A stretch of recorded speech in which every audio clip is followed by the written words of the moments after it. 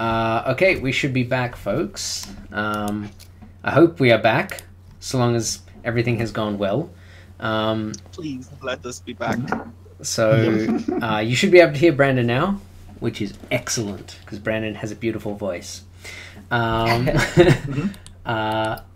So, where we left it off, we see the camera come up, and everyone in the office is reacting to the sound of Vey and calling alarm. Are you planning on resisting that, or are you gonna let that ride, Seneca?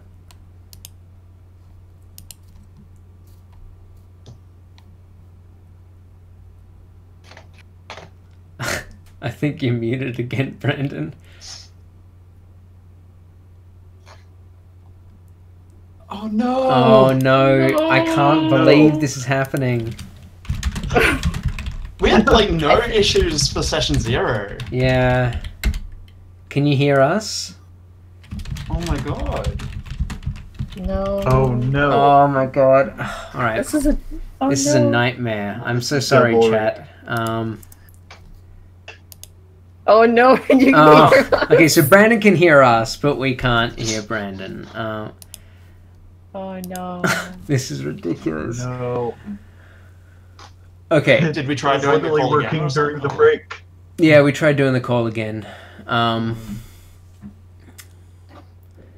Okay, so Brandon, do you wanna close down everything? Like, are you using?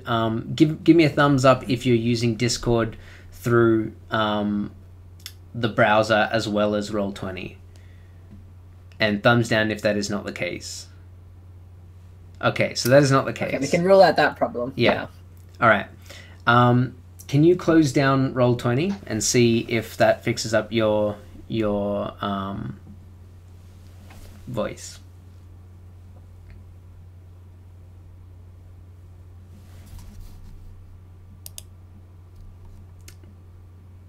Okay, it does not seem to have.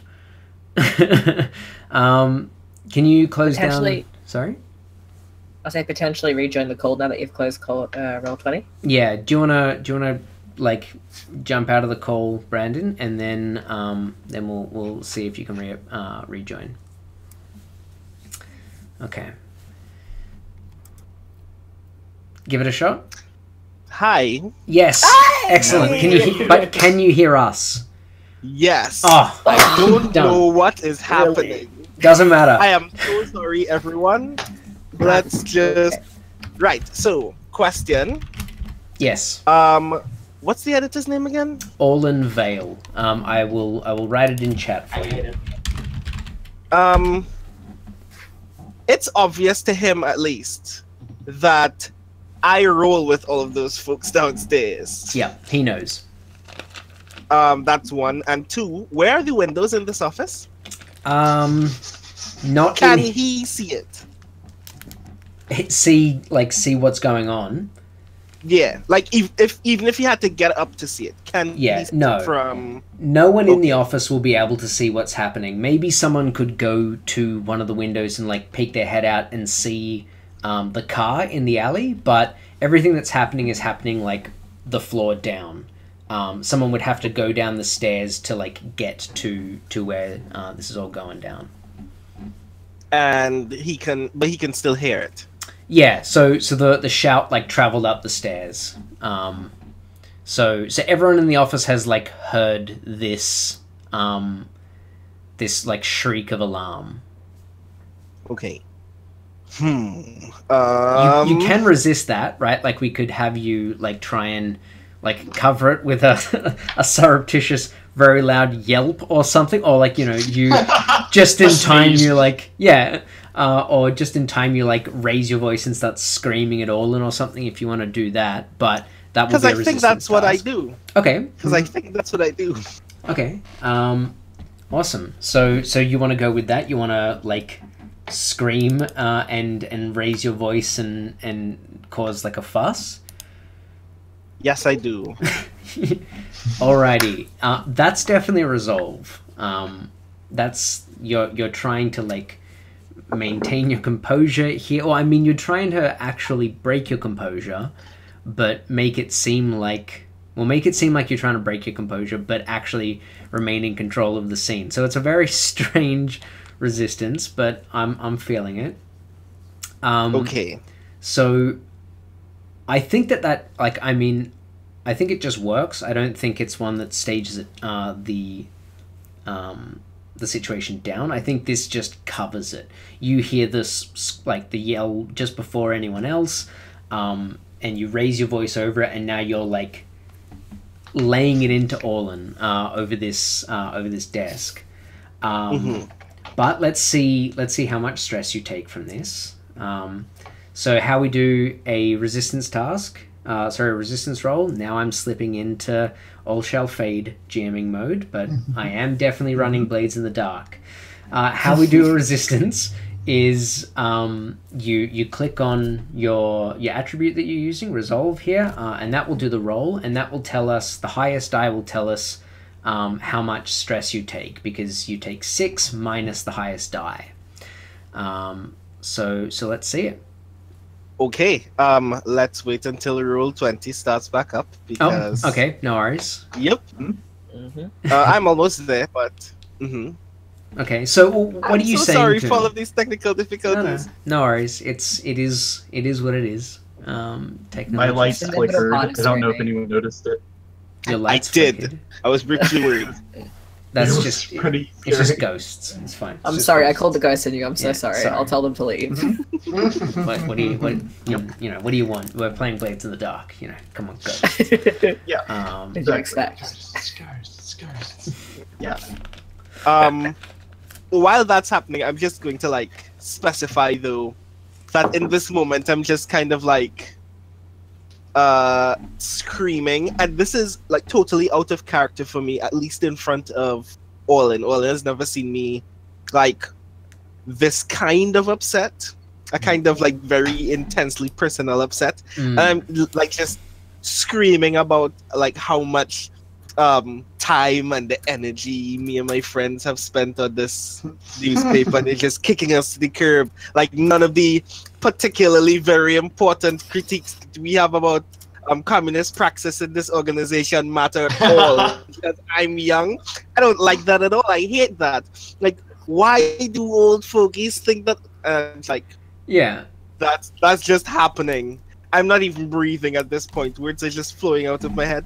So, yeah, so we see him, like, everyone kind of starts with the shout, but then you really, like, kick into it straight away, and they forget about that noise and think that it was just a part of your, like, explosion, right? Like, your absolutely explosive behavior, and you're making an absolute scene of it, right? Like... And are you loaded up now? Can we see your resistance roll? Okay, hold on. Yeah, no worries. I can see this taking a lot out of you, to be honest. I'm probably gonna pass out or something. So what did we say it was? So this is resolve. So open up your sheet and go for the, click resolve. I click resolve. Yep. It's asking for bonus dice. The answer to that question is no. 0. Yeah, 0 bonus dice. Okay. Okay, so 4. That's pretty good. So you take 2 stress. So on your character sheet, mark up 2 stress on the little stress track. Okay. Yep. So, okay, cool. So, Orlin just kind of gets, like, hit by this assault. And we see on his face, like, the camera just sits on him. And it goes from this kind of, like, bewildered, like, goodness kind of face to, like, into this kind of, like, all right, I'm getting tired of this, into this, like, scowling. And, he like ends up just like slamming his pipe down on the desk, and it cracks, and and like he stands up and just like he starts shouting back at you, right? And that's where we see the stress coming in. He's now laying into you, and you're both just like screaming at each other insensibly over this desk. And everyone in the writer's room is just kind of like, no one's doing their work anymore, right? Like everyone's just sort of sitting there looking into this room, looking at you both going at it. And Orland's, you know, he's gonna call what passes for security around here, which is probably a different gang, right? He's gonna get a different gang to come in here and like bodily throw you out and rough you folks up. So you know that's coming, right? Like you've seen this kind of thing, not exactly this before, but you've seen Orland have to throw people out of here because, you know, other folks have gotten fired or whatnot. And you know it's coming. So what's your plan here? You definitely need to get out in some way. Okay. I'm trying to figure out how this can be spun in such a way that eventually us being thrown out just naturally covers up this entire mess and we just get to fall into the back of our van and leave. Okay, yeah.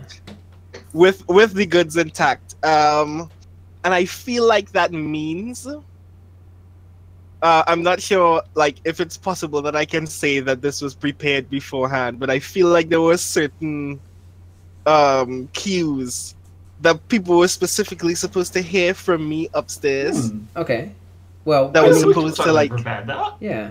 We can do a flashback. I mean that's a very simple flashback to do, right? So I think that's a zero stress flashback. Like we just see, I mean, we don't even have to see that on screen. You say something and then we get recognition from the other characters, right? Yeah. So what do you say? So they're supposed to hear me say wrap this whole thing up. Okay. And that's essentially just supposed to mean things are about to get really sticky. Hold on to whatever you don't want to lose. Okay. Because we're preparing to get we're prepared to get thrown out like Jazz does in the Fresh Prince of Bel-Air, like get tossed out the door. Like that's what we were expecting the second worst case scenario to be. Okay. So how do you slip that into conversation? Because that's like you're in the middle of a screaming match, and you know the folks downstairs can hear what's going on up here, right? Like now they definitely can. The volume has raised. Because like I almost miss it because like I am so intense in this tirade that I don't even notice that it's obvious that he's going to call security now. And then I catch it. I'm like, so he just had us do all of this work for months, try to convince all of these young people that this old stale concept of how this practice works is just as good for them as it is for y'all, like old rusty coffins, and then you're just gonna tell us we have to wrap this whole thing up and just leave? Like none of this matters? And like that part is visibly louder than everything else, but but like it's still just like naturally couched in everything else that I'm saying. And so that's how that happens. Okay, so I mean, yeah, downstairs you definitely hear that.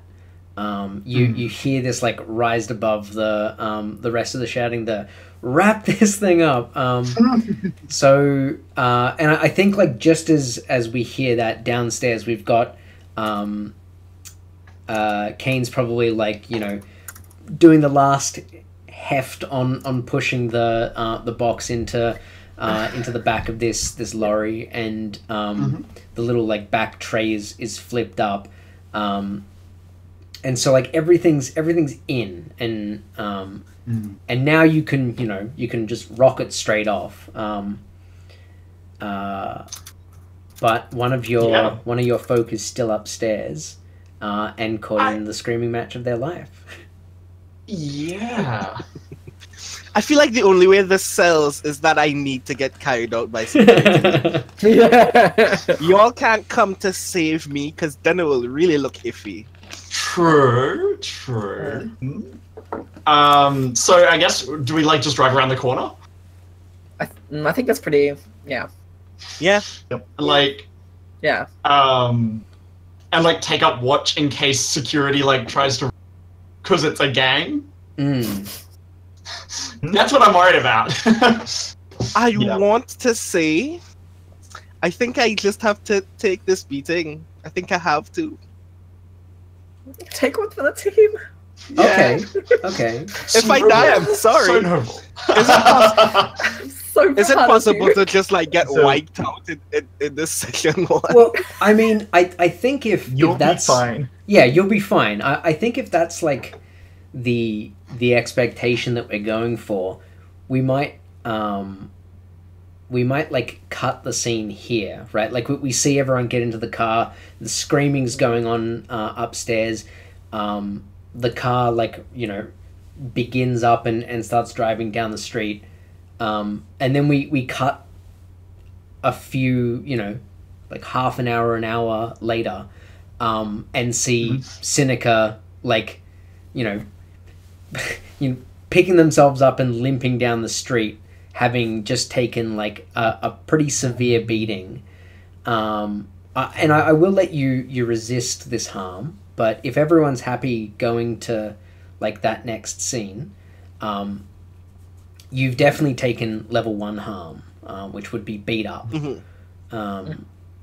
If you would like to resist that, you can, or we can just straight up apply that harm and move on. What would you like? Yeah, I think that more or less works. Yeah. Cool. Okay. Cool.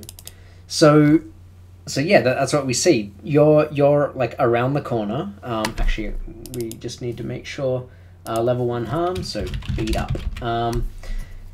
Cool. So around the corner. About an hour later, Seneca comes limping away from the office building, and the rest of you see her. What do you do?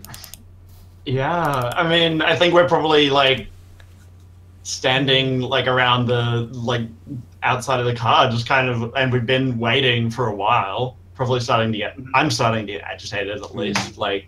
But finally, you know, we say, I think it's like trying to play it cool. So I'm just gonna kind of like nod, like as she like makes her way over. I'm at this point. I'm sitting here. I'm kind of a bit separate from you guys, looking really, really, really anxious. Thinking in my head, I'm kind of playing myself. Fuck! If I just handled that better, maybe this wouldn't have happened. Maybe we could have just got out cleanly or whatever. You know, and I'm sort of sitting here just like. Really kind of like hunched over, like my big tall statue, really just hunched over, trying to make myself as small as possible away from the side. Yeah. And Stavril runs up to Seneca to help them along. Okay, cool. Yeah, because I mean, and like, yeah, sorry, go on. And just as I like get closer to the carriage and I'm like within earshot of everybody, I just like stare at everyone very intensely and say, all of you fuckers owe me a round of vodka. Is that all? I'm not going to disagree. For now. Yeah. Just 1 round, though? That's cheap. We'll see how the night goes. and we'll see how the night goes. On that, I think that's a perfect time we hear like a blue coat bell go off somewhere because they've just discovered that someone's been knocked unconscious, right? They don't necessarily know that you've stolen something or that it's even you. Just someone in the, like, just off the printing room, Vey has been knocked unconscious and left in there. And so, like, the blue coats are on alert. So it's like, you know, that's where we'll start the night, and we hear that, and you folks need to like get away. Yeah, let's get out of here. Yeah. I'll be sleeping in the back of the truck with the printing press. Just like, time to take just a little nap. My head hurts. I'm just gonna lie down for a bit. Stavro, you normally have a drink on you, right? Flask. I do. Give the woman a drink. Mm-hmm. I hand you my fine bottle of whiskey. The classic spider move. Nice. Okay. And like as I lie down in the bed of the back of the truck, I am face up and it's just hovering over me. Oh God. that would be whiskey as well. Like that would. You're really hitting it. Yeah. That's how hurt I am. Yeah, fair enough. Okay, so I don't think the Bluecoats, like, they don't know it's you. They have no real reason to suspect the people who assaulted this person who is still, like, out cold. Because you got, extreme effect, right? Vay's probably going to have a concussion and maybe be out for, like, a day before they're sensible enough to actually say what happened. So I think, yes, the hive, well, not the hive, but the hive of bees that is the Bluecoats, they get, buzzing and shit's going, not crazy. Someone just got knocked out. Like, it's not that big a deal. It's not murder. But they're alert. Yeah, they're alert, right? But you're able to trundle off down this boardwalk and get out of night market. Lovely. Which brings us to get out of here. Let's celebrate. We see the car rumbling down a very uniform but filthy brick street. Along the sides, either side of the street, there are very tall tenement buildings. These streets are very narrow. They were built a long time ago, before the idea of having two motor cars going, in opposite directions down the same road existed. And everything's very cramped here. So even driving this car down is slowish going. It's very lurchy because, as I say, there's only real 2 speeds, stop and go. Is it still you, Sabine? It's carrying quite a lot. Yeah. Are you still behind the wheel? Yeah, cool. Yeah, unless someone else particularly wants to have a drive. I tend to just assume I'm the driver. Yeah. Okay. So in this case, Sabine's just got in the driver's seat unless someone stops. Okay, cool. And I think we arrive back at your lair, which, correct me if I'm wrong, I believe is a warehouse that you have, you're renting from the Lost. And I mean, renting would be in a very loose renting, because I don't think they own it either. But, you're paying them money to make sure that you're kept safe in this region. Remind me who they are? The Lost. They are a group of ex-soldiers and street toughs who look after the downtrodden folk in Coleridge.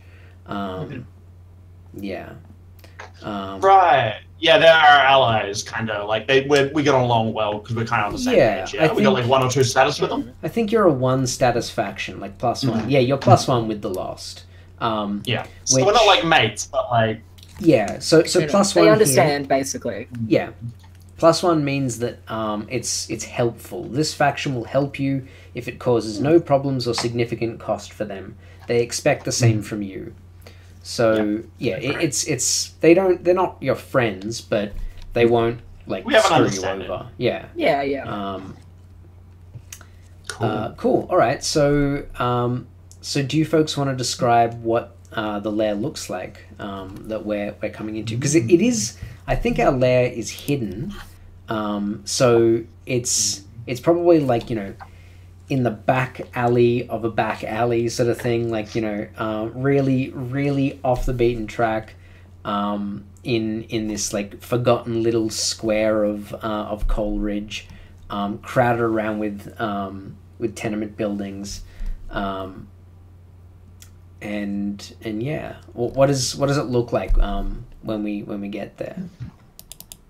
I think so. The secure trait that means it's like hard to get into. Like, yeah, so it's not hidden; it's secure. That's right. So, so yeah, it doesn't have to be like a secret headquarters, but it does mean that to get into it is like you would need, you've got a security system in place, right? Right. I was thinking maybe there's like big like warehouse doors that have like almost kind of ridiculous like series of like locks that you can like turn a big metal wheel and then like unlock something, and there's a mechanism in place behind it so you can hear like chunk chunk chunk chunk before it like opens. Yeah. I'm kind of imagining like this was an old warehouse that's had been there for centuries now, and each time that they put in place a new like security system, they didn't get rid of the old one. It's just like it was just shitty and old, and so you folks have like cleaned up all of them, or at least the Lost have, and they all work now, like in different states of like effectiveness. So I think that there is also, if it's cool with everyone, like so the door is kind of like inset, and there's like a part of the like roof that goes over the top of it, and there's like little slots that you can shoot through, and like a mechanism for like it's like a castle, and like pouring boiling oil on someone who's trying to break down the door or something. We have that like a little like overhanging bit that is kind of guarded, and if someone is trying to break in, we can like attack them. I like the idea that it wasn't built for that, but like you can see it, and everything falls into place, like maybe specifically for you, right, as you were an ex-soldier in a guerrilla war, right? Like are you sort of like the master of security for the crew kind of thing, like I would just I would just assume that I am, but like that doesn't necessarily mean that everyone else agrees. Yeah, no worries. But I would definitely have just assumed it and started planning things and being like, oh, this place is great. We can do this. Except instead of like we could install like a air conditioning unit here, it'll be beautiful. It's like we can kill someone with this. That's a perfect murder hole. Yeah. Cool. All right. This gives me great sights. I also think that on the inside, looks very like fake and garish, and like there's an attempt for beautification here. Like there's cushions everywhere, and like bookshelves, and like there's a lot of booze everywhere too. This is where Stavro would go, or this is where Stavro would keep their fine bottles of whiskey that they get from friends or whatever. Yeah, so that's a good question. This is your lair.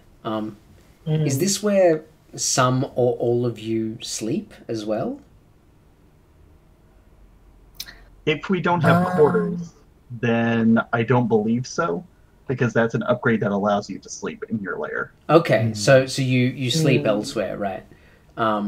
I mean, I think you could still sleep here, but it wouldn't be comfortable, right? Like you're not, you don't have rooms here. It's that you would be like sleeping on the cushions, passed out from drinking too much of your fine whiskey. Okay. I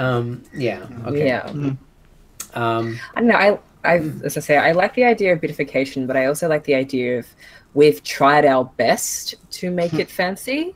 And so things like, the desks, we may have got the desk secondhand and we need a book to prop it up just a little bit to make sure it's not that wobbly. And the cushions we have, a few of them have a bit of tears in them. They're fancy cushions, don't get me wrong, but they're in desperate need of repair, and none of us know how to sew, kind of thing. And so there's like a little quirks like that throughout the whole of the warehouse, where it was like, if we were actually good housekeepers, it would look fantastic, but we're not. And I don't know about the rest of you, but like I'm sure I was stealing off the stationery from the ink rakes, like like oh, no one sits on that chair that's always in the corner. We need a chair for the lair.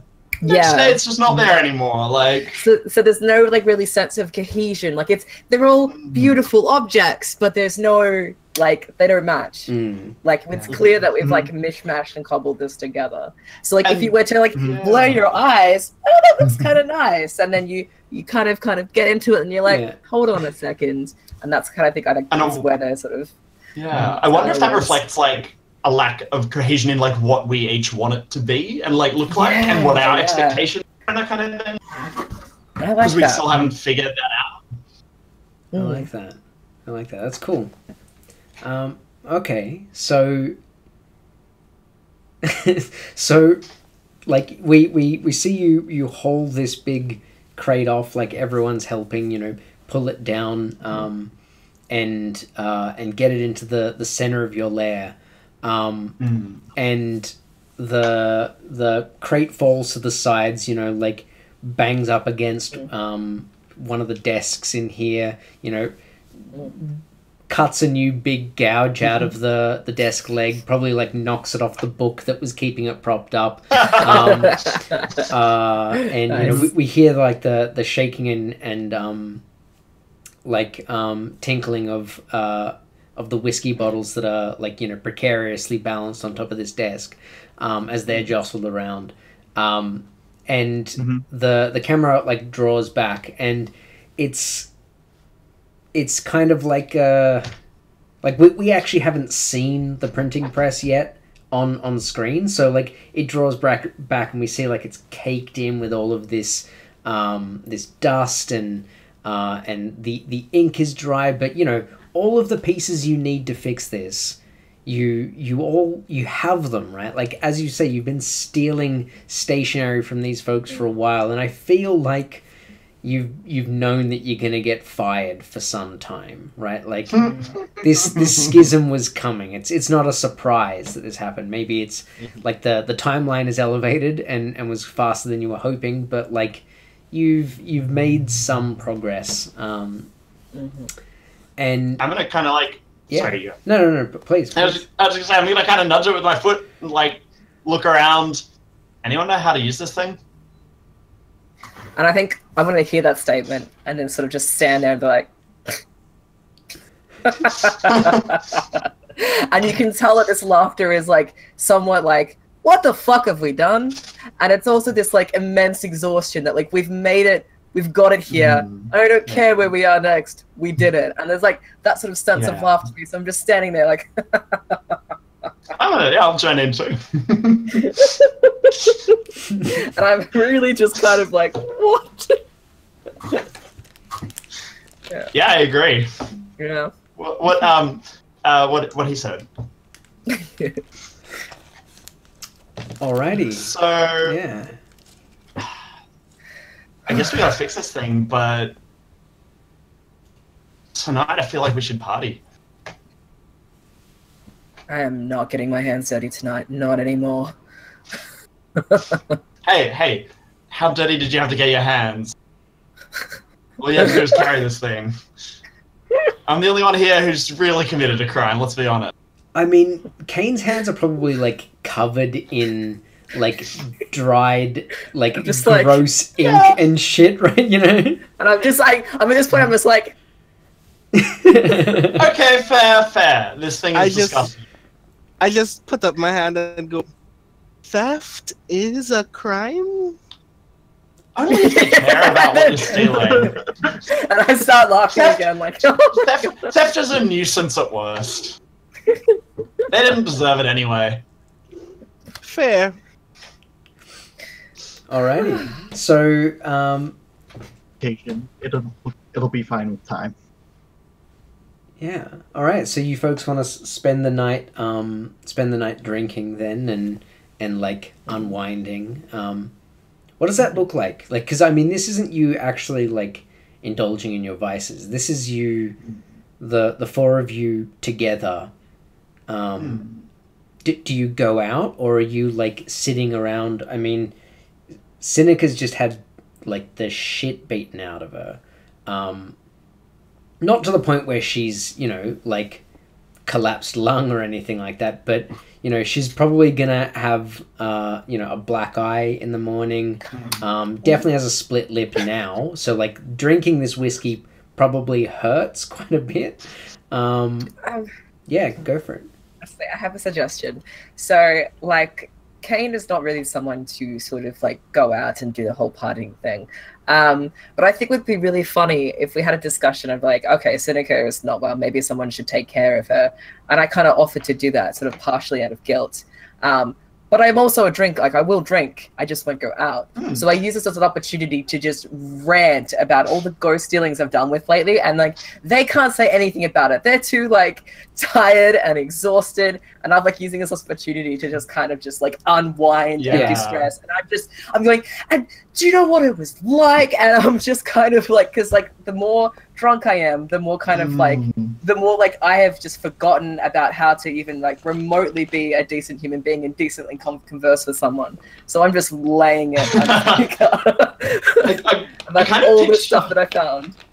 Yeah. I can totally picture us like, you know, if some of us are going to go out later with 3 drinks, like I can like picture us sitting around this printing press with like a bottle sitting and glasses on top of the printing press, like doing shots. Yeah, right? Oh, and, like on the copper plate, Yeah, and we're like spending a while, like we've done it, so now we're like talking about the great things we're going to do. We're like, you know, we're going to be great. We're going to like, they were holding us back.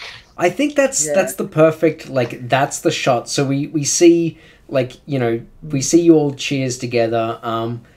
Whiskey, like, spills out of these, like, cracked, shitty glasses. Like, they're all nice glasses, but they're now, you know, like, mismatched. There's, like, a mug in there, you know, like, that kind of thing, like, chip.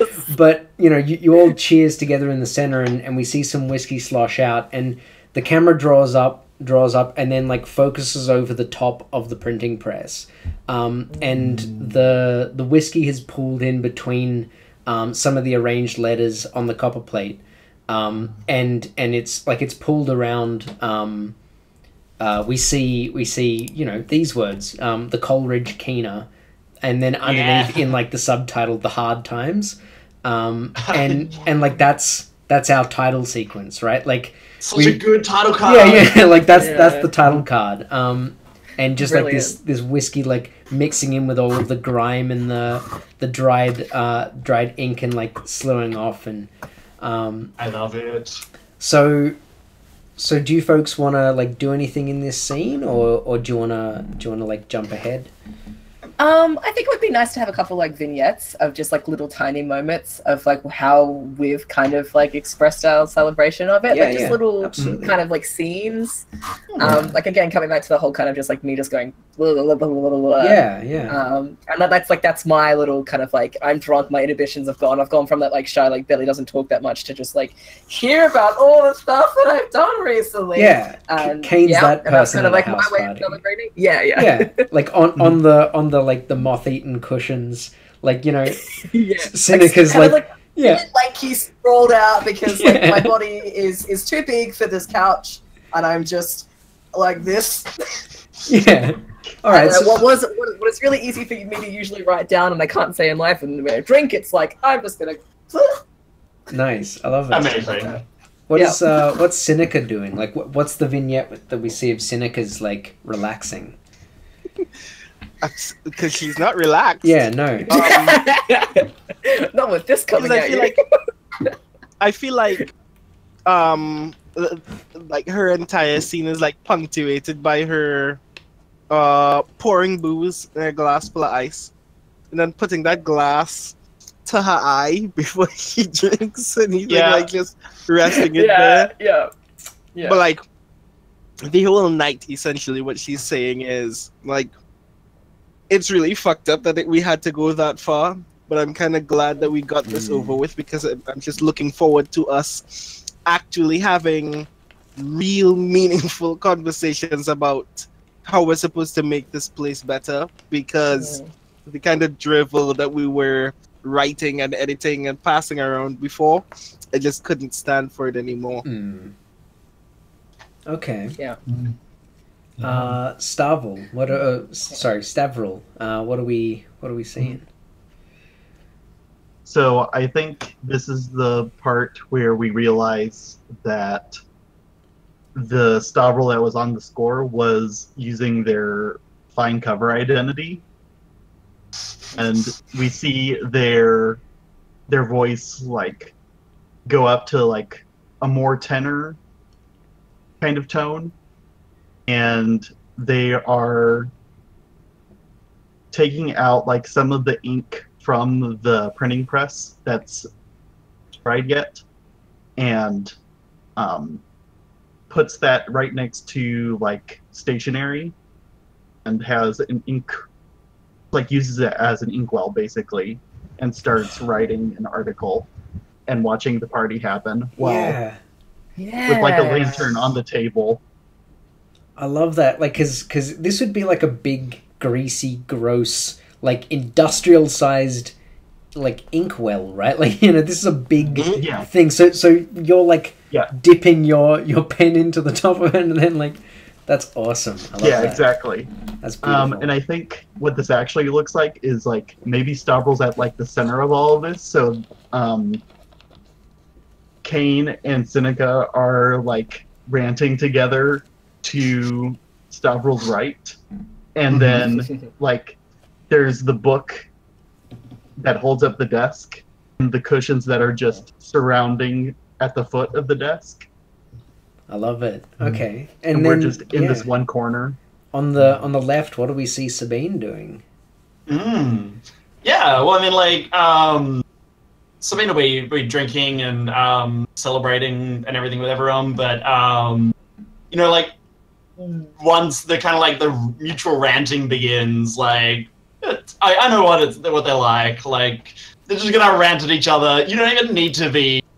They will just keep kind of going. And the same things happen every like few seconds, like same like topics, like yeah, exactly, and that's fine. That's fine. Like, but like after a while, Sabine will like quietly like not be in that conversation anymore, and like not even be noticed not being there. And we'll like kind of like stand like slightly apart for a bit, like still like with a glass drinking and like kind of watching this all going on from like probably a slightly higher vantage point, slightly separated. Like finish the glass, put it down, and like grab a jacket and go outside. Okay, so we see like Sabine actually separates off from the group.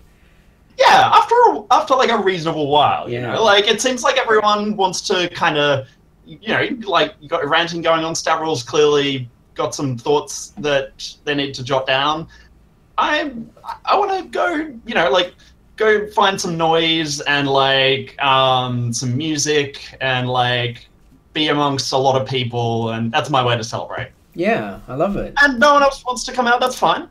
I'll go find it myself. Stavro probably would go with you. Yeah, cool. Once you're finally ready to leave, like this is our thing together. So yeah, that's what I was thinking. I like the idea of like you like realizing that we're like not the two of us on the couch are just not paying attention, and you kind of just like look to each other and give each other like a little like, and you're like, yeah, and then you guys kind of like make your way out. Like, Yeah. Cool. Sounds great. Yeah, that's perfect. Yeah. All right, so I think we fade out on that. We see maybe Sabine, you're ready to go. You've got your jacket on. Stavro's still like writing down, and you hurry him along and sort of thing, and then I like whistles the nod happens. Or something. Yeah. The nod happens, and then we see you like walk towards the camera, and that that's the transition. So where do we see, like, what do we see next? So this will be probably the following day, or maybe a few days later. What do you want to do first, right? Like, I think by this point in time, you've got the press set up. Maybe even like we come, like the screen stays black for a little bit, and then we come back to this like the rumbling noise, or actually it's more of like this tumbling and shuffling noise of papers, because this is a very mechanical printing press. This one's done steam powered. So in this world, it's the electroplasm is like superheats water. The lightning oil superheats water, which then powers this old steam technology, which is super outdated. This is something that maybe Sabine, your parents would have been using, sort of thing. Like that's kind of the era that we're dealing with. It's old school. Yeah, it's old school.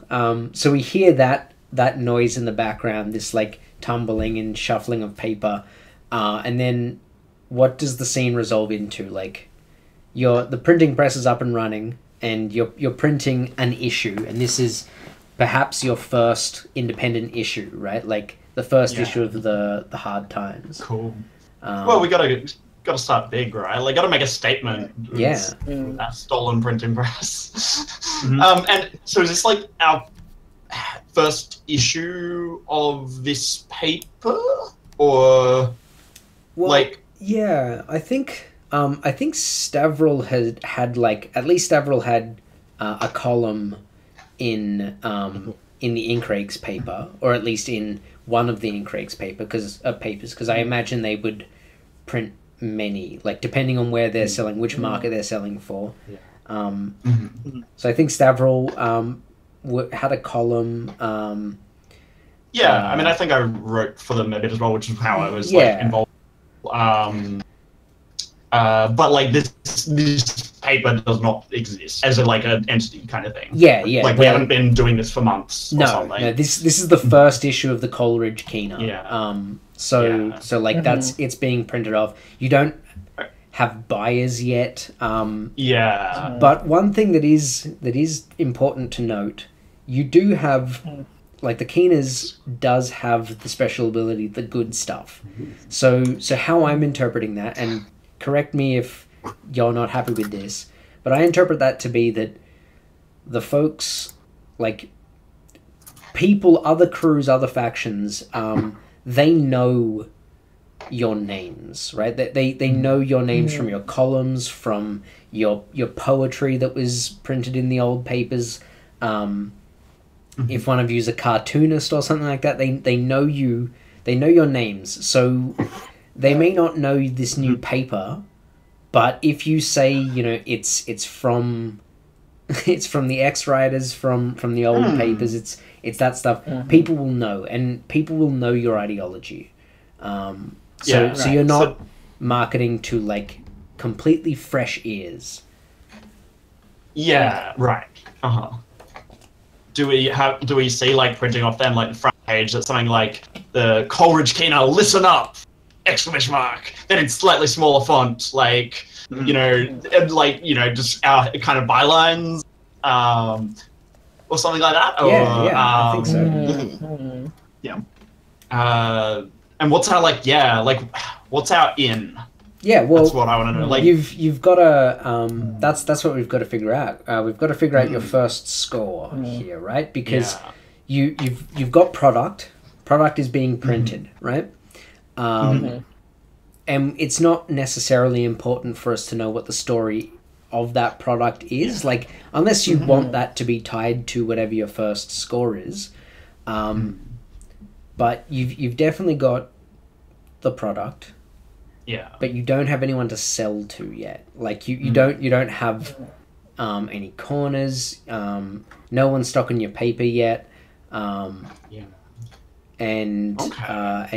what do you folks want to do as your first score? We've got your sales territory down as socialize, so that can give you a clue as to what you might go for first. But what are you thinking? How do you want to go about this?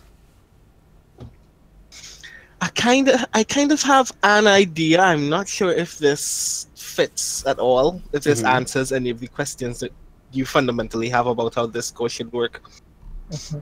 But I feel like one of the sticking points that we had in the old paper was they were hesitant to actually write particularly scathing things about the powers that be, because they didn't want anybody interfering with their ability to continue operating. And I feel like at least most of us think that it's really important to actually report reasonably factual news about the oligarchy in this area. So I think that Seneca is going to insist that means that we need to like actually report on a thing, and I'm not sure what that thing is, because I feel like it's something that we would have. I feel like it's something that we would have known was happening all the time, and never had the opportunity. Right, and like we're waiting for the opportunity to be like, when we get this, when everything just falls into place, this is what we're gonna say. This is gonna be the first like boomers. This is gonna be the thing that we're gonna bring the scoop on. Who's the like worst fucker in Coleridge? Like in terms of like as like a boss or like you know a foreman or owner or something. So who do we ruin? So the worst fucker in Coleridge. You can get up if you would like to. You can see here the how do I access this on? So does that work well with the overlay? Relatively well. We can see enough at least. In the handouts underneath the journal where your character sheets are, there's a little thing on Coleridge. So Coleridge 1 and 2, cool. and this like lists a couple of notables. So the three notables that are written down, we've got Master Slane, who is a notorious factory foreman known for excessive and cruel punishments for the smallest infractions. Many attempts have been made on his life, but all have failed. Some say he's a devil. He's known to be cold, cruel, and sadistic. Then we've got Bell Brogan, a Skovlander factory worker who's been gaining popularity as a potential union organizer. It's only a matter of time before a factory boss tries to make an example of her. She is charmed, confident, and bold. And then we've got Hopper, a drug addict, whisper, and all-round weirdo who preaches on rooftops in the district. Hopper claims to see ghost rails and spirit trains originating deep beneath Coleridge, stretching beyond the horizon. So, to answer your question, Master Slane, like he is the... I mean, he's not the one in charge, right? Like the people who are in charge of Coleridge are like Dunville and Pendrin and these like big noble families who own different companies in Coleridge. We actually have the Coleridge map. So if you want to hit the page toolbar up the top on your Roll20, you can go over to the Coleridge map. This was very generously supplied by Mr. John Harper, which is awesome. This is the map that they are using for their Blue Coats campaign, which is also on YouTube. So everyone in chat, you should not right now. Please keep watching this, but you should check out their campaign. It's really cool, and it's dealing with this same location and similar themes. And you know, we might bump into their characters at some point in time, which could be cool. But we've got this big map of Coleridge.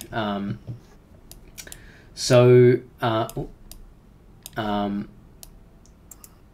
most of this place is owned by, you can see here, the Dunville Mining Company. And their main foreman is Master Slane. So, okay. Yeah. So, I think we should, our like front page of our first issue should have a big like cartoon Master Slane. Makes it look terrible. And B, like, I feel like if we come out like really loud out of the gate, just selling on street corners or whatever, before we have a readership, we're slain, or like, you know, the owners and the bosses and so on are going to shut us down, and we're not. So I feel like our first score needs to be like covertly getting it to a bunch of people and covertly, like subtly getting a bunch of people on board, building up base of support.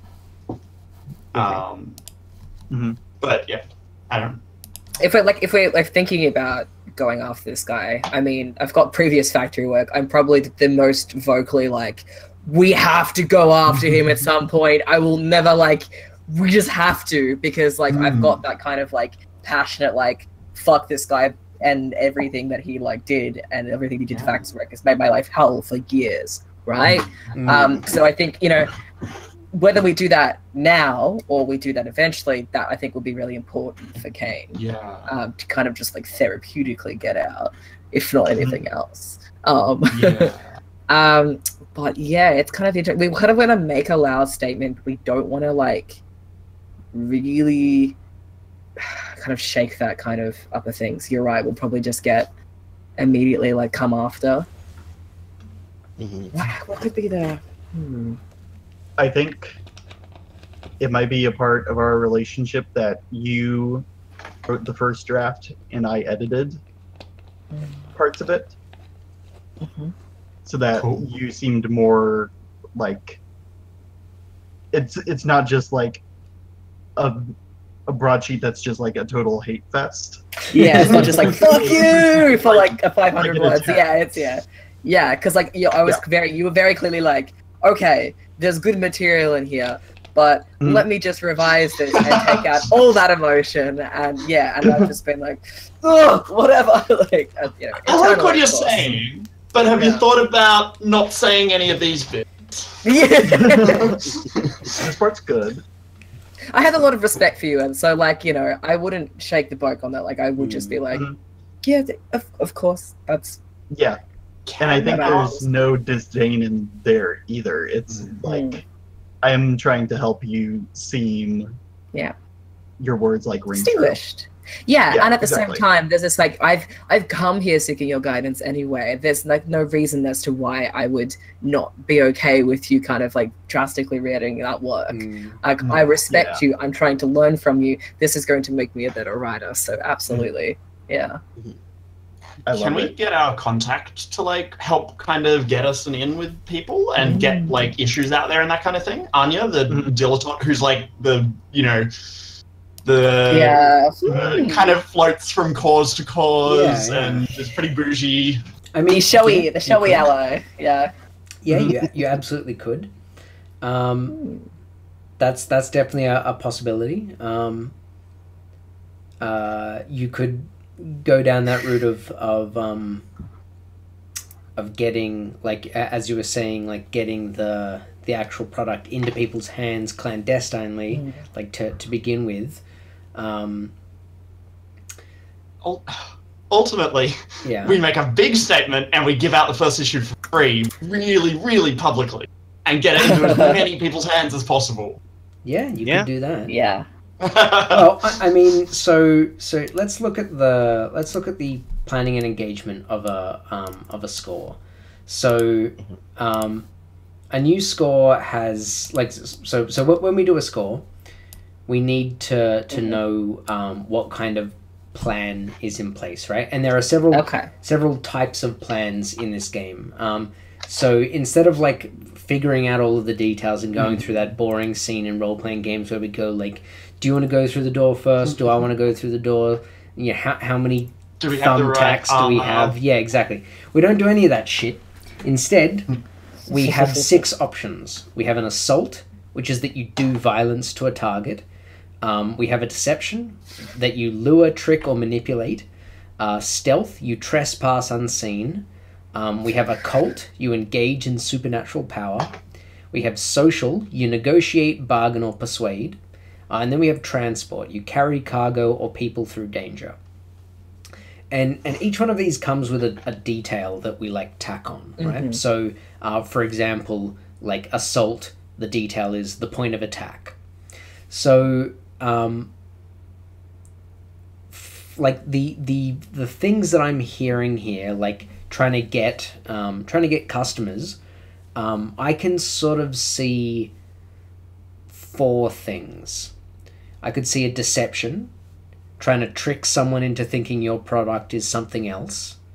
And, you know, like maybe trying to trick taskmasters into thinking that it's, you know, motivational pieces to like break up the unions, but actually it's union propaganda.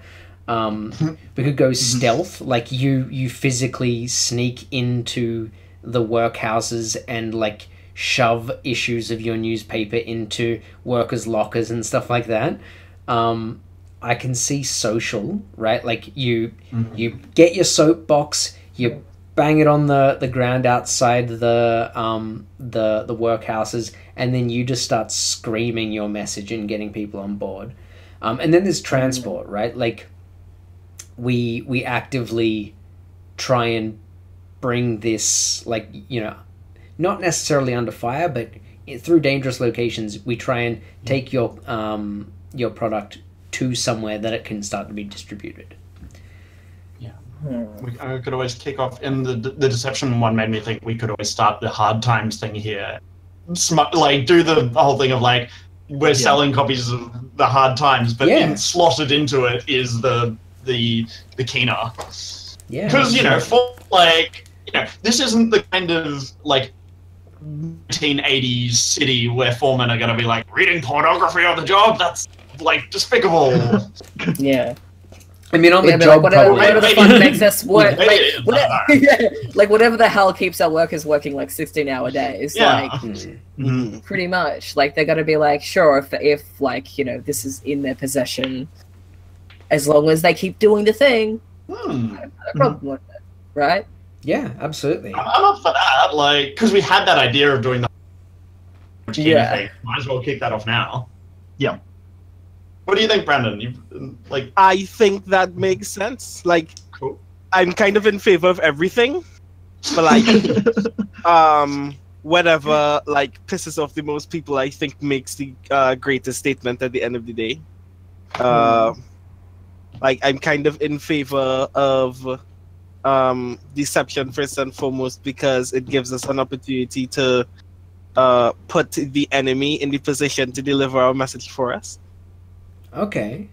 So do you want... Okay, if you want your enemy to be delivering the message for you, the method of deception here, if we're going to go with the deception plan, we could go, you know, straight up and say you're slipping issues of the Kina into your, you know, short erotic zines, and selling them out the front, or we could, you know, go all out and have you trying to sell this to the taskmasters and be like, hey, you'll get, you know, your folks really motivated and stuff if you start handing out, you know, these zines to them as part of their pay, or like, you know, in lieu of their pay or whatever. How do you want to go about this? I feel like politically, Sabine's not going to be like, we should convince them to not pay people. Absolutely not. Yeah, I would have like already put 2 foot down on that if that would have been even slightly suggested. But I like the idea of like trying to convince them that this is kind of like inspiration for their workers. And I mean, they're not oblivious. Like, I mean, like people like me have like got out. Like we've somehow got out of that system. That's happening more and more frequently. They're not like super, super worried because, you know, they can really bring on the blue coats if they need to. They've got the like ability to enforce that they do their job. But, you know, there is this kind of like room for us to work where they're like, if you could just make them a little bit more productive, make them a little bit willing to just do a little bit more for you, then we can kind of play off that. Okay.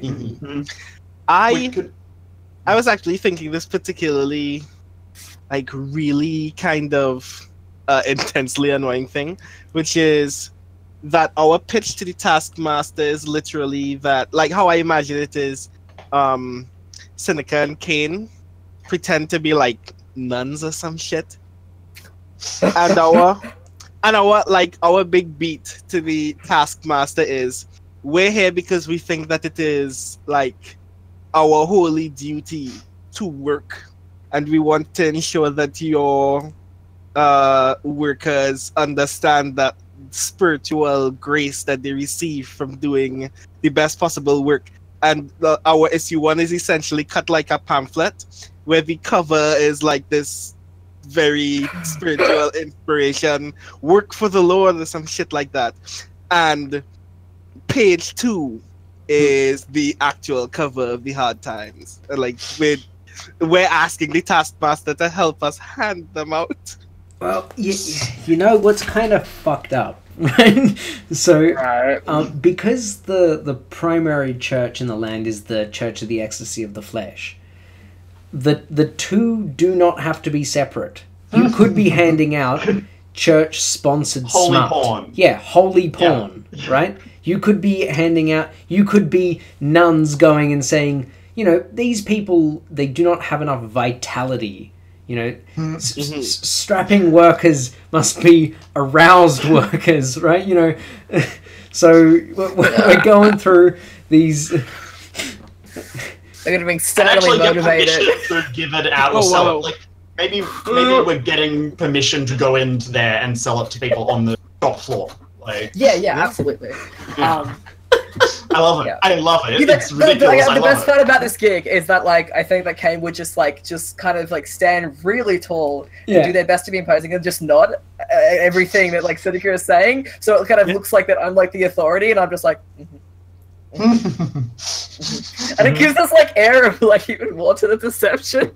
I love it. I think that's exactly how Seneca would spin it. Like Seneca would turn to Kane and go, "You just follow my lead, just nod."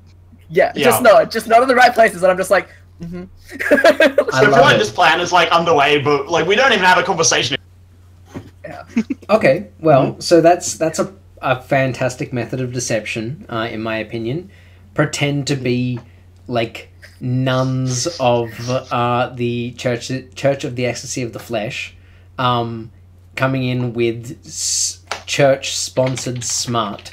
And I mean, you are making so many enemies, but it's such a good, like, this is such a perfectly beautiful, like, political statement to start out with, right? Like, so your method of deception is this disguise, and you're planning on going into the workhouses themselves and convincing the taskmasters to let you sell there. Is that's what we're doing here, right?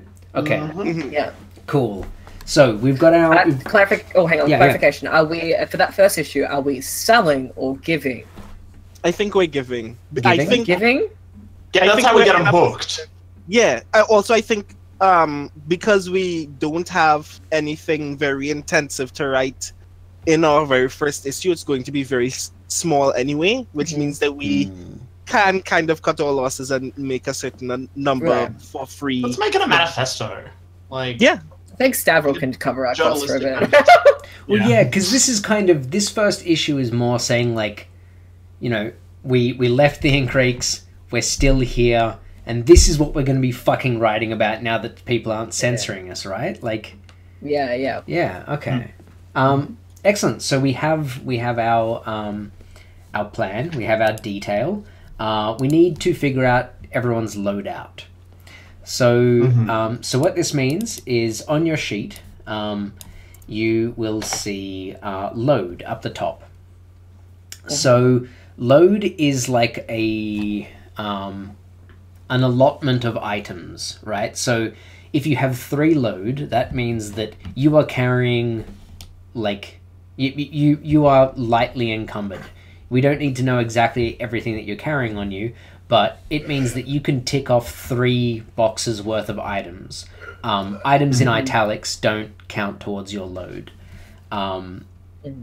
So this is just a way for us to further abstract like that planning stage, and allow us to give you some room there. So you can go light, normal, or heavy.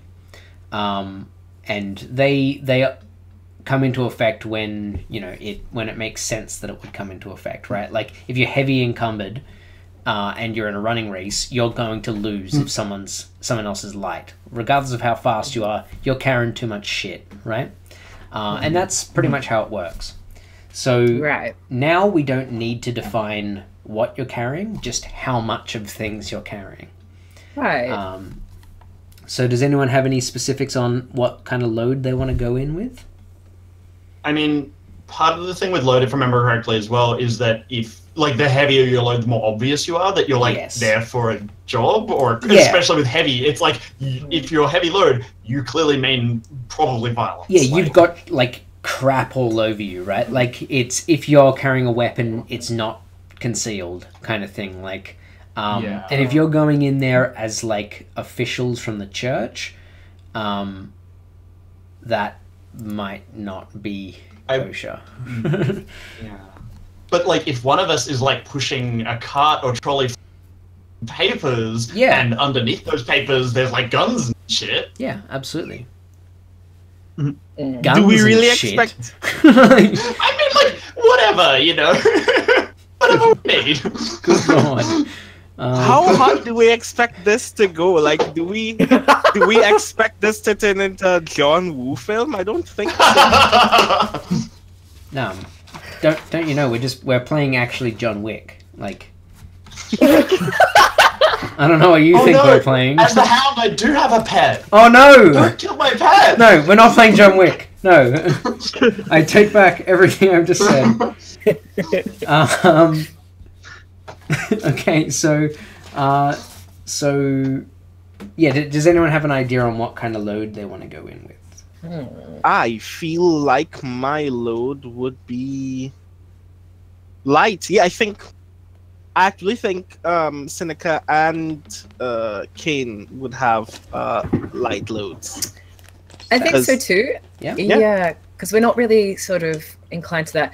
However, I was maybe considering normal for Kane due to two factors. One, just being the ridiculous size and stuff. They are prone to be able to carry more stuff on them if they need to. And two, I am a whisperer. I do need to have my like spiritual stuff with me. That might make me a little bit more obvious, but it does make me a little bit more prepared. And I think that, like, as in Kane's personal moral stuff, to have always ready to be able to have those kind of like engagements with the ghosts is super important. Yeah. So I'm kind of thinking about having a normal load, but not actually like meeting that full requirements of a normal load. So like maybe having 4 instead of 5, and like working it out that way. But I'm keen. I'm not really beholden to that. So if anyone's like would rather think it should be light, then that's fine too. No, I think that makes sense for Kane, and I think somebody needs to have like an extra weapon, because I'm probably just going to have my pistol on me, I think. I don't think Kane would carry a weapon.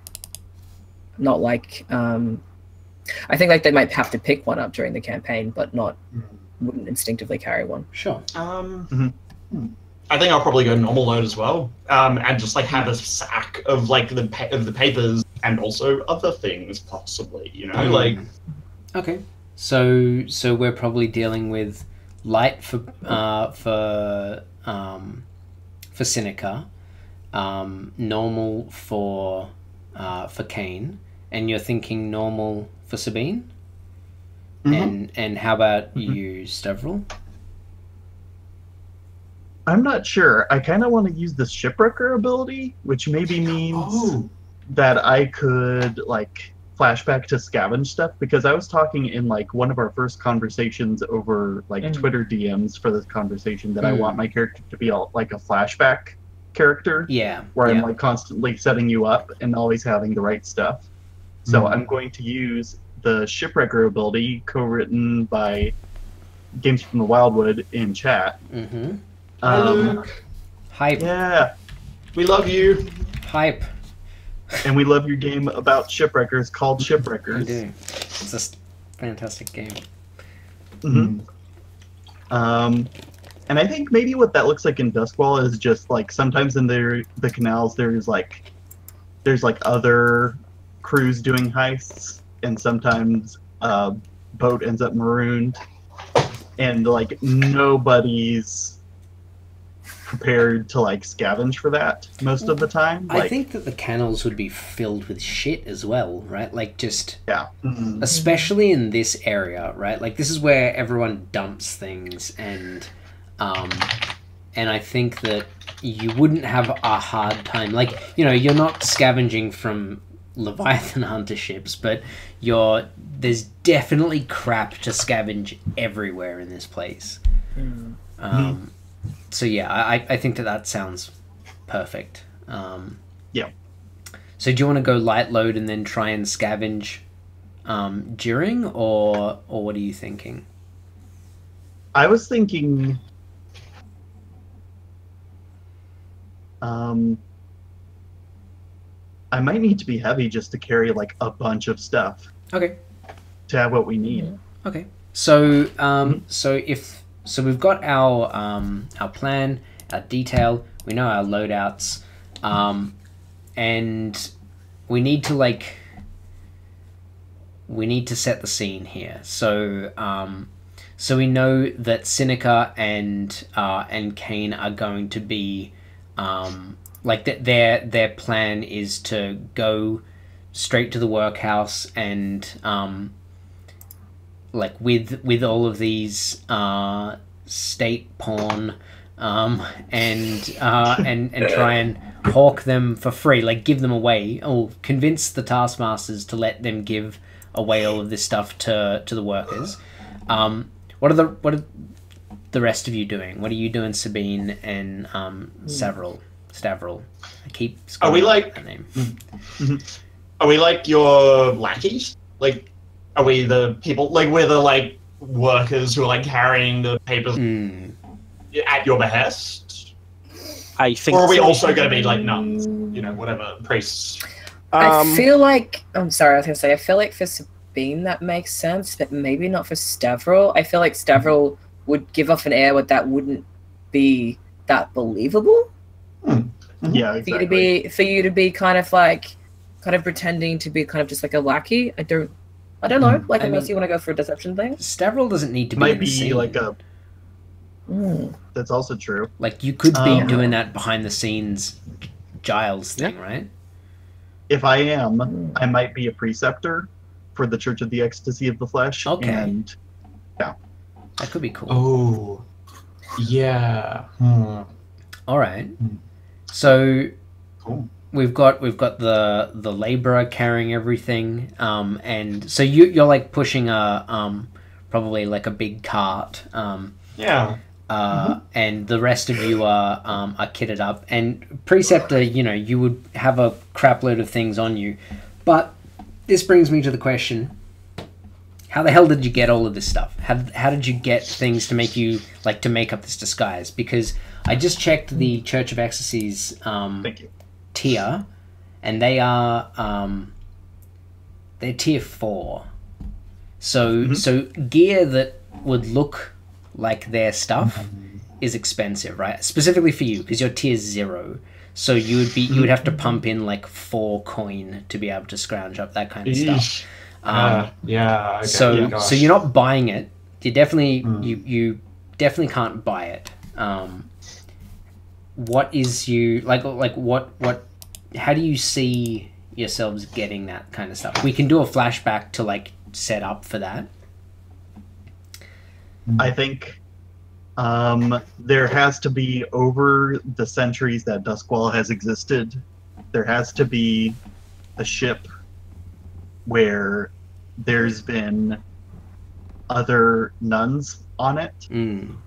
Like maybe they're traveling throughout town and they're just doing it by boat instead of by carriage, because like both are pretty equally viable in Duskwall because there are so many canals. Sometimes roads get blocked where canals don't. Sometimes you're forced to take other routes. Okay. I want to go wrecking to scavenge some disguises. Okay, so maybe we see this. Maybe this is like a flashback that is actually where you get the idea, right? Like where the idea comes about to dress as these like church members and come in. Like you're walking, you know, down one of the canals and you catch this like glint of red in this like ruined gondola. So let's see that ability. Can you bring it into the chat? Absolutely. Boom. Beautiful. So it says you can wreck marooned or damaged ships to salvage valuables. You have +1 effect when you move through wild and dangerous weather. So I think this is the first time of many times that I'm going to ask this question. Yeah. Am I waiting for wild and dangerous weather to go wrecking? So I don't think so. I don't think so in this instance. Okay. And because this is like a very specific, like super specific thing that you've found here, I'm going to say that this flashback is 2 stress. So I love it. So we saw you like take a lot of effort to like climb over all of this shit to get to it and dredge it out. So this is definitely, I think this is a wreck fortune roll. Like this isn't a risk involved here. This is just to see like the quality of stuff you get. Like a 6 will be, you know, yeah, they're good robes. Like everything looks up to speed, and you know, down the line will just get progressively worse and less convincing, and you'll have to do better. So let's see your wreck. Now, absolutely. I do have a devil's bargain. The devil's bargain is this was a very recent wreckage, as in like earlier today, and like the people on board, like the wreckage occurred and they couldn't move their stuff, they couldn't move their boat, so they got off. So there are members of the Church of the Ecstasy of the Flesh in Coleridge at the moment, and folks are gonna come back to get all the stuff that's on this boat later, and they're gonna find that it's not there. Right. Are you happy with that devil's bargain? I'm very happy with that. Okay, beautiful, beautiful. All right, so get that +1, and let's see this roll. All right. Okay, 5. Nice. All right. Cool. So I think that the robes are passable. Like so, I'm imagining like ecstasy, like nuns to be probably like all mostly naked from the waist up, with like, you know, some weird drapery around themselves. Maybe even like slightly Aruvian style, but distinct, because they want to be culturally distinct from the Aruvians, because they're definitely not Aruvians, they're Akarosi, right? So we've got like, you know, very much those draperies, and then I'm thinking like, you know, long sort of dress skirt below the waist, and I don't see the church as having like a gender distinction in their clothing. That seems quite contrary to their ethos, at least in my mind. So if everyone's happy with that, like that's sort of the stuff that you found, and I reckon the precepts would be a lot more closer to that leather daddy side of things, right? Like they got a lot more shit going on, right? Not quite leather daddy, but when you described the first ones, I was like kind of banking on it being like a Sloneshi cult, and then I was like, oh, the nuns aren't really there, but now they are. It's good. Yeah. We're dealing with Sloneshi cultists. Love Absolutely. Here for this shit. Beautiful. Okay, so now we do the engagement roll. So how an engagement roll works is that it's a fortune roll. So does someone want to start up a flat fortune roll for me? Who wants to take that? I could. Okay, Lavender. Preceptor. So the preceptor is doing this. So this is 1 die straight up for sheer luck. And then how it works is if there are any major advantages or disadvantages from this list, we get plus/minus dice. So is this operation particularly bold or daring? And folks, feel free to like comment on this and tell me if I'm being wrong. But I think that it's pretty bold. Absolutely. I mean, we're not from this church. Yeah, it's quite heavy crime. It's heresy. And it's the state religion. We're kind of like pissing them off. They're very powerful. Exactly. You've just dressed up as like a cardinal and a bunch of nuns, and you're walking into a workhouse, right? Like that's kind of not cool. So +1 die. Is this operation overly complex or contingent on many factors? I don't think it is. I don't think it's particularly. Once we get once you get I don't think the church are going to be looking in workhouses for their gear, so I don't think that is a particular. And it's basically just like, we are from the church, we want to sell these pamphlets, and if you convince them of that, you're fine, right? Like that's not too complex. Yeah. I mean, if they don't take our product, we walk out. Yeah. Does the plan try another place? So that's nothing for that point. Does the plan's detail expose a vulnerability of the target or hit them where they're weakest? I don't think so. Is the target strongest against this approach, or do they have particular againsts? Again, no. Can any of your friends or contacts provide aid or insight for this operation? Now that's personal or crew. Nyrix? Who is Nyrix? Remind me. Do you wanna cover who Nyrix is, Brandon? I also know, Alex, you have a connection to Nyrix. And I absolutely dislike them. So do continue as to how Nyrix would contribute to this, because I'm ready to be disappointed. Nyrix is a prostitute. So I feel, even if she's not a devotee of the church, I feel like she's well enough adept at burlesque that she could lend some assistance. Okay, so maybe we get like a little bit of a training montage from like Nyrix. Maybe like this is a really like and oh like, god, does Nyrix teach Kane? Well, I'm thinking. I'm gonna go with a hard pass. Yeah, I think I'm not Kane thinking would Kane. very much be like, definitely no. Like if the minute Nyrix is mentioned, Kane is just like, I'm not doing this. Yeah. And Kane walks out. Kane is not having a part of the situation. I'm thinking whether that complicates the situation because they're really bad at acting, or because they don't have that. Yeah, maybe that's fair. Maybe. That's fair. I'm thinking instead of seeing Sinica. Like we see a quick scene of like Sinica being like, if we're gonna make this do this masquerade, we got to look the part.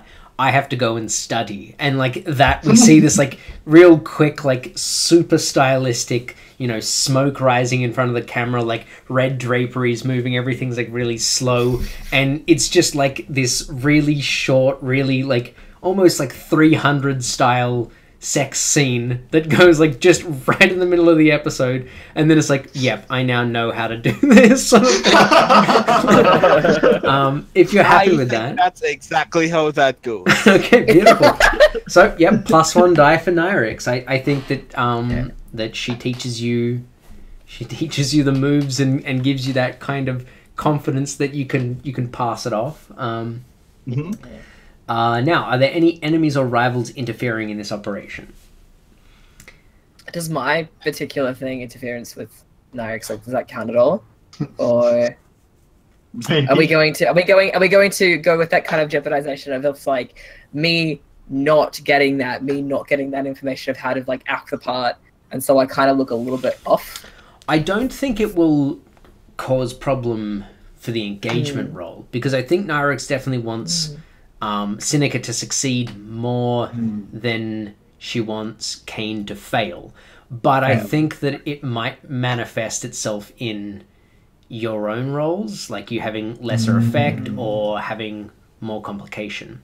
Because I definitely think that she would have passed on information to Sinica to like fuck with you. So yeah.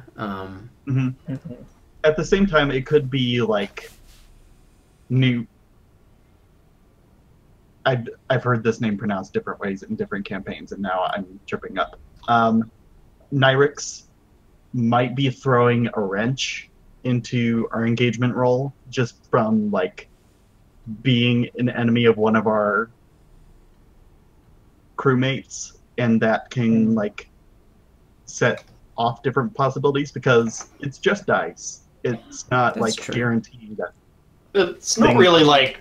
I mean, it doesn't sound like Nyrix is like actively in defense. Is that what? Yeah, I think true. what this is kind of interesting is I think that Kane has more of a problem with Nyrix than Nyrix does with Kane. So I think the complications is going to more come from Kane than Nyrix themselves. Yeah, like yeah, how the fact that we've needed to use her in the situation is going to just be really like that's going to be a kind of like not like stress, but it's going to affect Kane in some way. Okay, let's keep the die. And then remember that because like that means that everything that you do that's Nyrix touched now is gonna rankle Kane the wrong way, right? So maybe Kane's gonna be worse at doing that kind of thing. And okay, so are there any other elements that you want to consider? You folks are definitely lower tier. Are we tier 0? Or? You're tier 0, yeah.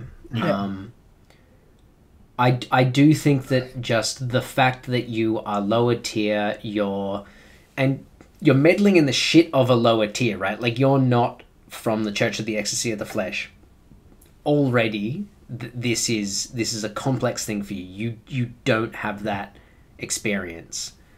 So I think I'm going to take a die off you for that. Okay. So how many dice does that leave us with, Lavender? 2. 2 dice. Okay. Give it that Our roll. favorite number. Now I have to type that it's an engagement roll. Yes. Curse you note.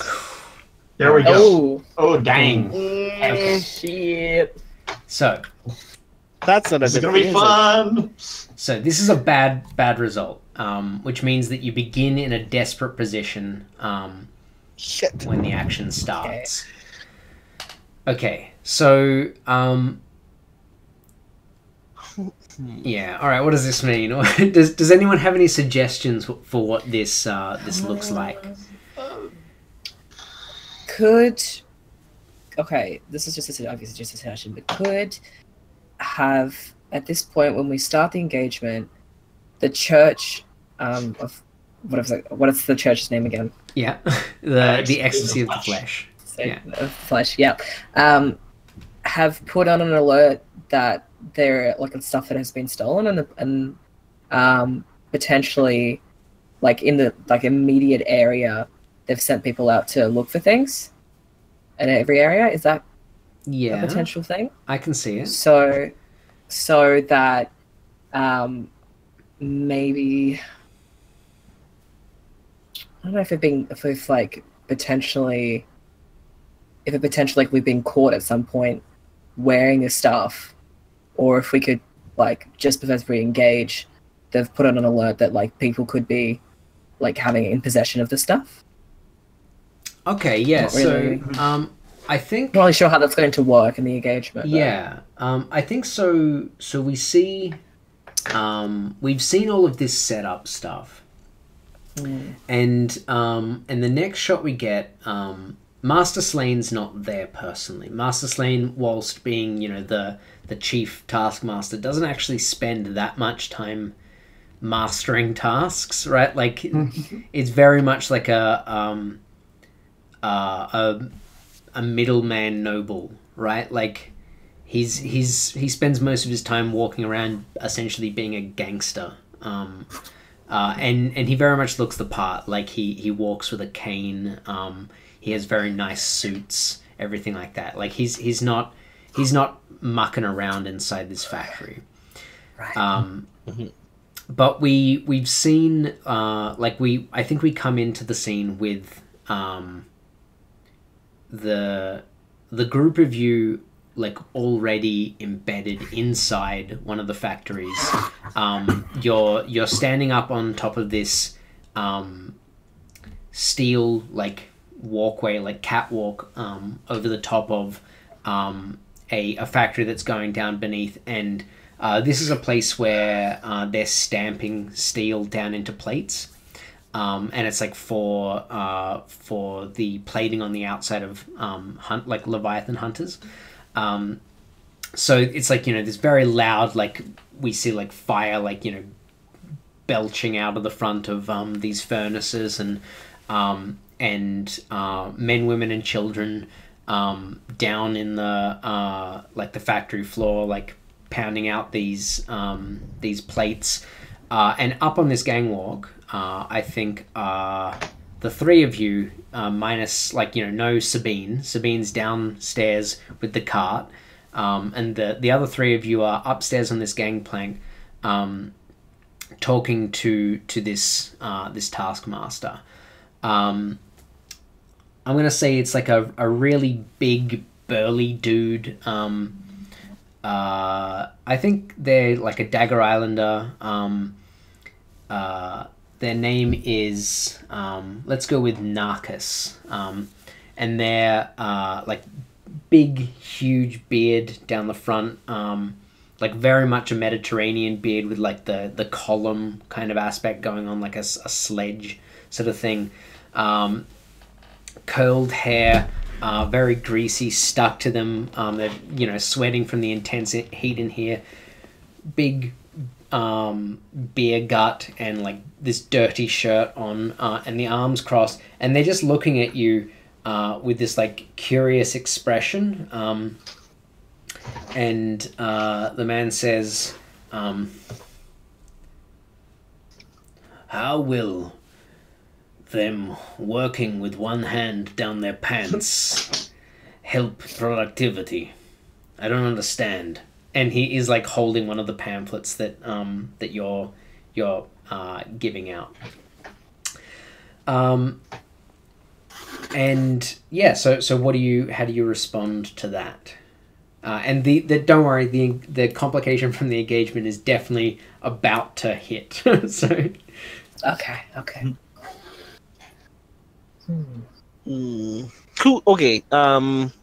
Lavender, who do you think does the talking in this instance? Primarily, you or me? It's definitely you, because Stavril is a writer, because you have seen Stavril try to talk and try to do arguments in these situations, and what comes out is word salad. Academic word salad. I figured. Because It's a family trait. Because this is not the time to sound academic at all. So, what is first immediately very obvious that is that Seneca, who is already like mid-20s, looks kind of like teasingly childish for the most part, is looking at this man like with intense sexual energy. okay. Is playing the whole thing the fuck up. That night and coming in. And she says, the only thing that matters to you is that all of these workers of yours spend all of their time committed to this work. And you know that they don't want it. You know that they don't want to be here. You know that they hate it. And you want them to work. And like, this is her like forcing the emphasis of these words. She leans closer to him and says, you want these workers to stay for long, hard hours. And the only way that you can do that is by distracting them somewhat, by keeping their minds on other things. And what greater distraction could there be than this external lust that they can never touch until after they've clocked out? Keeping their minds tied to that want, making them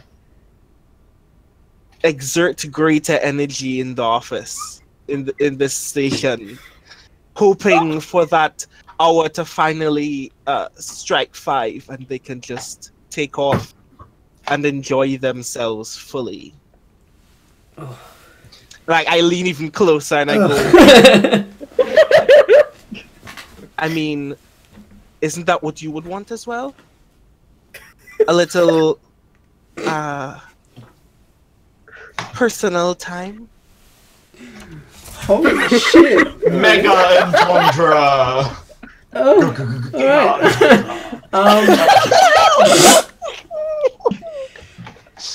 Yeah, that sounds like a sway. Yep. That sounds like a sway to me.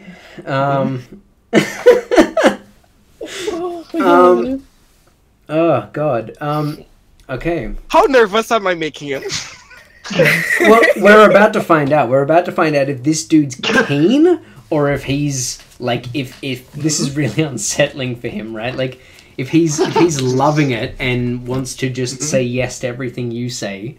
But not everyone's into nuns, right? Like it's a specific kind of thing. Yeah, I'm it is. I'm not gonna lie. Like, part of Seneca's goal in this moment, what Seneca thinks will work the best, is that she wants this foreman to want to fuck her and feel really guilty about it the whole time. Jesus. All right. Okay. Well. That escalated Right to quickly. Okay. So I think you have straight up. I think I would give you. Oh no! Actually, you did that. You did that. Yeah. Okay. I think you've got great effect here. You have the moves. Perfect. You have the costuming. You've done a shitload of setup to give you every advantage that you could possibly have in this moment. You have great effect. I think that this is, like, despite what the entanglement's about to be, I think that this is controlled. Like, I can't see it being risky. Right, like it can go bad that the guy is uncomfortable, but he's not just gonna go, "Oh, that's weird. I'm gonna beat the crap out of you sexy nun." Right, like that's not gonna happen. Like that in no way is that gonna happen. So I think that this is great controlled, despite the fact that you're on a desperate engagement, which is gonna fuck with you in a second. But we'll get to that. Okay. So give me that roll. Okay, I so can't position think of controlled. Yeah, I can't think of a devil's bargain. Does anyone else have a good one? I mean, like the one that jumps to mind is that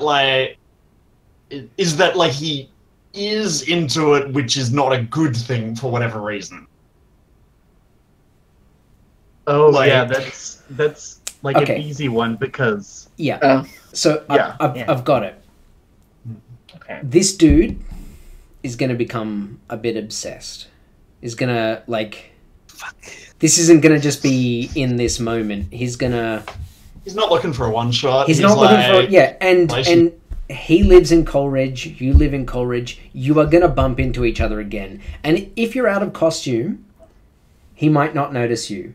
But if you take this devil's bargain, he will recognize you. He will recognize you as the young woman he is obsessed with now, and that could. It's I'm not going to let it get so good. creepy at least yet, but this guy's keen, right? Like you. Look at everyone's faces. Yeah. We're all just like. Yeah. Right. It's. I'm happy for you not to take that devil's bargain, to be honest. But at the same point in time, Because I'm gonna let you guys know. Nope. you're not taking it. Like, yeah. Yeah, I okay. don't feel comfortable with that. Good move. Good move. Mhm. I would not feel comfortable with this guy obsessed with me either, to be honest. I can see ways that can narratively go in places we Yeah. will all not feel comfortable with. Oh no, that's Yeah. that's definitely on my side of the nay list. Don't worry, that it will not stray into that territory. It If it it won't, cannot. Yeah. then I think I can take it. Okay. Ooh. Okay. All right. Okay, so how does this I want to make sure that I click things Yeah, correctly. sure. So I'll step through it as well. So what this means is we go to this is a sway. So you click on sway. You set your position Sway. to controlled. Control. Then you go effect great. Submit again, and then bonus dice. We put down 1, Great. and then submit. Wait. So effect great Yep. and bonus dice 1. Yep. And then just Submit. hit submit. My heart can't take this. Oof. Okay. So Hmm. it's a 5. That's not too bad. That's it can be much worse. What does a 5 mean on controlled? Let's have a look here. So controlled 5. You hesitate, withdraw, and try a different approach, or else do it with a minor consequence. A minor complication occurs. You have reduced effect. You suffer lesser harm, or you end up in a risky position. Okay, so do you want to withdraw your effort there and try something else, or do you want to push on? I can tell you now that the engagement fuck up is going to happen immediately after this roll. So yeah, I want to know if this counts as like retreating and trying something else. Can that something else be another sway roll? it can be, but it's at risky. We basically would do it again at risky. Because I'm thinking at that moment, like, how much would it fuck with this person if I immediately became coy and innocent? Like, still very much exuding sexual energy, but now going, I'm not sure if you are, like, feeling this way that I feel this, and I think I'm going to step back a little bit and, like, play up a kind of innocence and chastity instead. Almost as if, like, you didn't really understand the sexual connotations of what you were going for before, and almost as if, like, he was kind of semi-imagining it. Is that kind of the thing? Yeah, That's kind of like where you've gone back to. Okay, yeah, and I can see that being risky as well. Like, that's because it's also this, like, employing such a very manipulative tactic might not go my way. Oh yeah, and you're fucking with him, right? Yeah. Like, Yeah, massively. he could just straight up be like, "What are you fucking doing? Like, what is this?" Like, he could just be overtly just kind of like, "I see that you've switched from this to this. Yeah. Are you like messing with me?" Yeah, and it can absolutely. go really kind of sour. Yeah, I'm up for that. I'm happy for you to immediately do that change in approach, and it's a sway again. I think the circumstances have changed. I think this drops you down to affect standard and position risky. Position risky. Yeah, and you don't get that bonus standard. die anymore. And no bonus dice. Submit. Oh, Wow. Success. Okay. So Heck yes! Well, Well So played. okay, so the devil's bargain's true, right? That the guy is obsessed with you, right? Like I and- just broke this man. yeah, and he's like, we see him like doing that kind of lean in thing where like you're leaning into him and he's just unconsciously like leaning in to like hear you better, and then you deliver and there's sort of like a moment of hesitation on your face and you draw back instantly and go like switch to the coy, like not really sure what's happening, and this guy's just like flabbergasted, like he doesn't know what's happened, right? Like he's just sort of like beside himself for a second, and then you're like motioning to the pamphlets, and he like blinks and says I don't want to get in the way of church business, but by all means. And I think like the last shot of the episode that we get here as like the pamphlets start like, you know, getting passed out from the top of this cart, we see this happening and the camera draws out, and then like really low to the ground, along the brickwork, we see these gold sandals like walk over and then turn to look in, and the camera pans up and we see like these red flowing robes of an actual priest of the Church of the Ecstasy of the Flesh looking in, and it only like reveals their sort of like chin down, and it's this very like soft red painted lips that just like smirk in this kind of like devilish smile, and we'll cut the episode there. We're gonna have to murder a guy, aren't we? Well, I mean, you're gonna have to. Don't know. It's gonna be tense. So that's the end of the first episode of the Doskvol Circulation War. That cliffhanger. Yeah, I'm very happy with that. Like that was perfect. When I saw the Desperate, I was like, yeah, this is gonna be a fun cliffhanger. There we go. Awesome. Okay, well, we will be back next episode. We will be back next week straight away, because we missed a week. So this is normally going to be a fortnightly game, but we're going to play next week again, and then it will be the following fortnight after that. Same time next week. But let's go around and do our shout outs. So I'll switch us over to party view. Alex, are you good to go first this week, or do you want to keep going with the cadence that we started last time? No, I'm good. I'm Cool. on top, so let's go. So you can find me generally on social media as Sylvios or JJam, as you might have seen in the chat earlier today.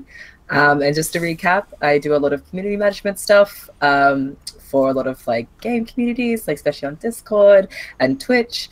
Most notably, I run a pretty big oceanic Overwatch community. And I do some part-time streaming as well, and I'm currently working on my Magical Human narrative game. So yeah. Cool. Thank you. Brandon. Hi. You can find me almost everywhere on the internet as The Rising Tides. That's The Rising TITHES. I'm in the chat as well, but that has an underscore as well. As I mentioned before, I'm a poet, both published and performance poet. I write science fiction and fantasy. And I am working on my first tabletop RPG about trying to start a rock band and win a battle of the bands in a universe where music actually has magic powers. So, yeah. Every time I hear that pitch. Yeah. I'm just glad we determined the complete opposite of shoegaze on that one night where we talked about your game. Oh, yes, right. Yeah, that was you. yeah. That was brilliant. The polar opposite of shoegaze is hardstyle. Yeah, it makes sense. Yeah, I see it. Lovely. I'm so excited for that game. And when it's ready, we will be playing it on this channel. I don't even Yes. Yes. So get ready for that, folks. Lavender, do you wanna shout out? Hey, I am Dark Lavender Void. I make the break music that you might be hearing again in a second. Yeah, in a sec. In addition to that, I am making a Blades hack that is getting more and more distant from Blades, called Mortally Bankrupt, where you are you're on a reality show that's watched by Eldritch Horrors, and that game is turning out really good. And what I'm doing this week is, oh my goodness, I'm seeing my symbol in chat. Oh, that's very distracting. Oh. Yep. It's very good. What was I going to say, actually? Oh yeah, this week I've been making decisions about changes I want to make to the game.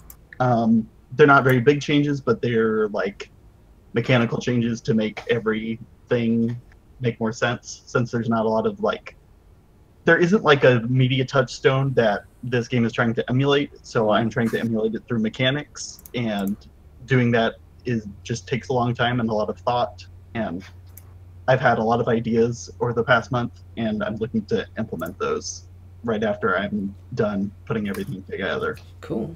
I'm excited. I'm really keen. I've been following along, and it's pretty awesome. And it's like built into Roll20 in a really cool way. So, cool. Hell, we'll probably end up playing that. I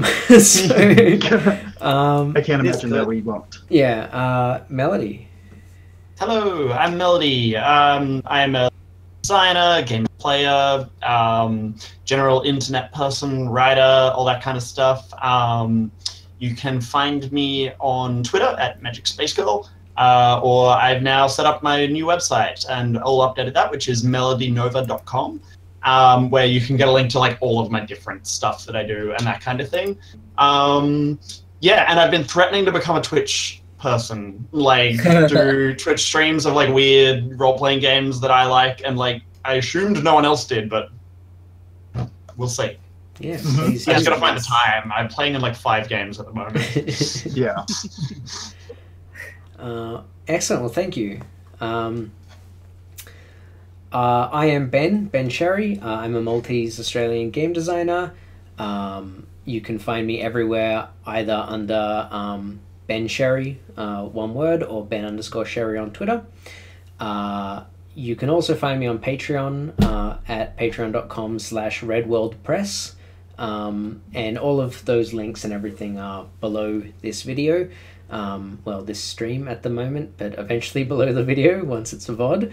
And there you can help support a few games that I'm making, including Blades in the Dark hacks, and also this stream and future streams. So please check that out if you get the chance. I just wanted to say thank you so much, everyone in chat, for sticking through the technical difficulties we had tonight, and also just sticking through for 3 hours. You're champions to sit and watch us be very silly on stream for 3 hours. That's so awesome. I'm very thankful for all of you, and I'm so excited to come back next week and continue to be really silly. Thank you very much, and at least for Australian folks who are watching this, good night. I know this is very early in the morning for you, Brandon, and I think slightly less early in the morning for you, Lavender, but still early. I have light. Oh, you have light. Excellent. On that beautiful moment, we will end. So thank you, and bye, folks. Bye. Bye.